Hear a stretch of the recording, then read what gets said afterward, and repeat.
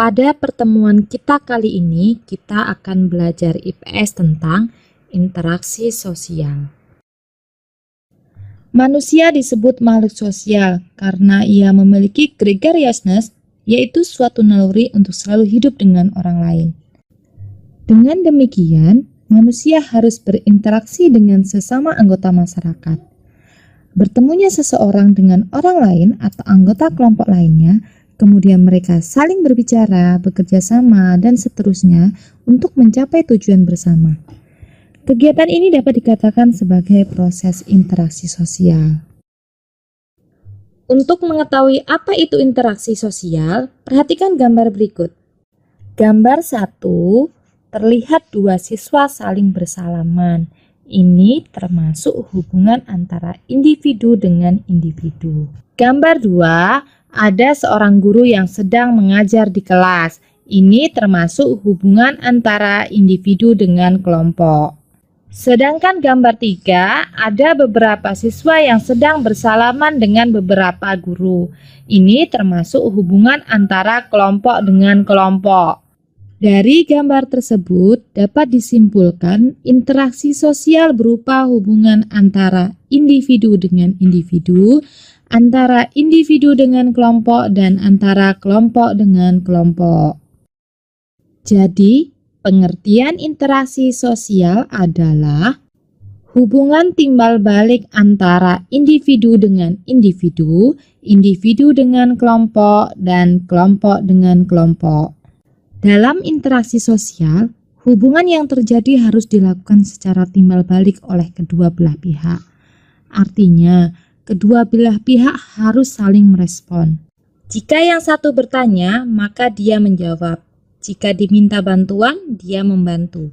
Jika diajak bermain, dia ikut main.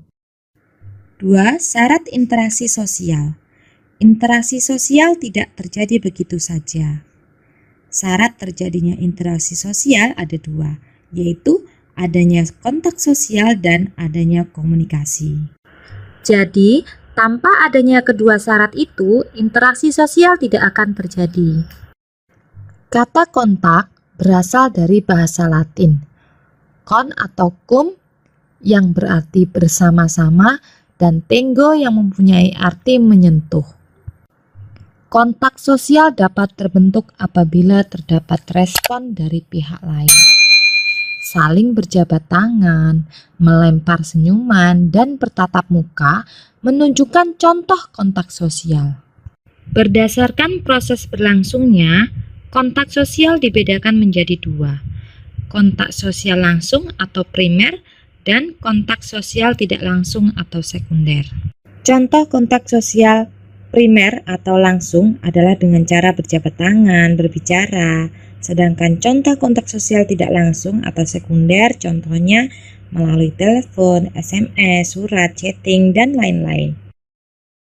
Sedangkan komunikasi dapat diartikan sebagai kegiatan penyampaian pesan dari seseorang kepada orang lain, baik secara langsung maupun tidak langsung.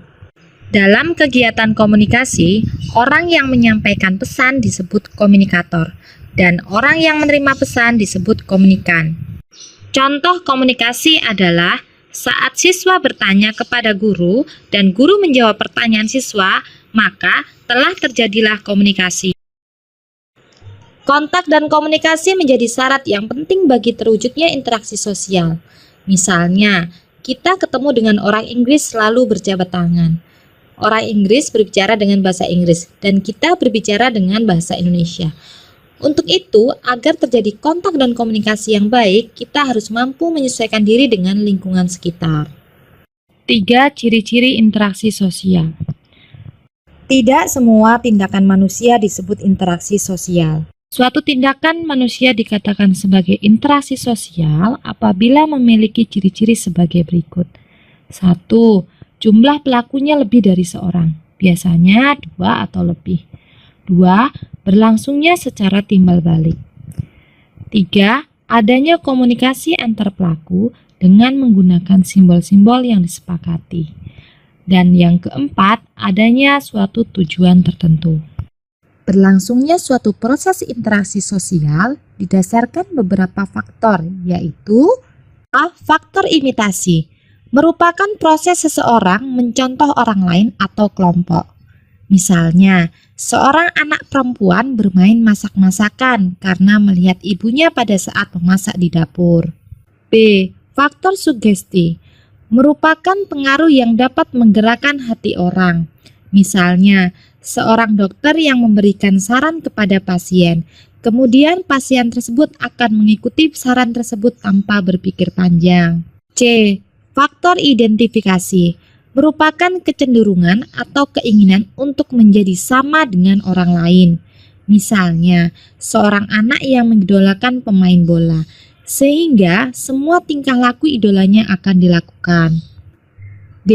Faktor simpati, merupakan kemampuan untuk merasakan diri seolah-olah merasakan keadaan orang lain. Misalnya, pada saat ada tetangga terkena musibah, kita ikut merasakan kesedihannya, bahkan ikut membantunya. Sekian penjelasan singkat tentang pengertian syarat dan ciri-ciri interaksi sosial. Sampai bertemu pada materi berikutnya. Terima kasih.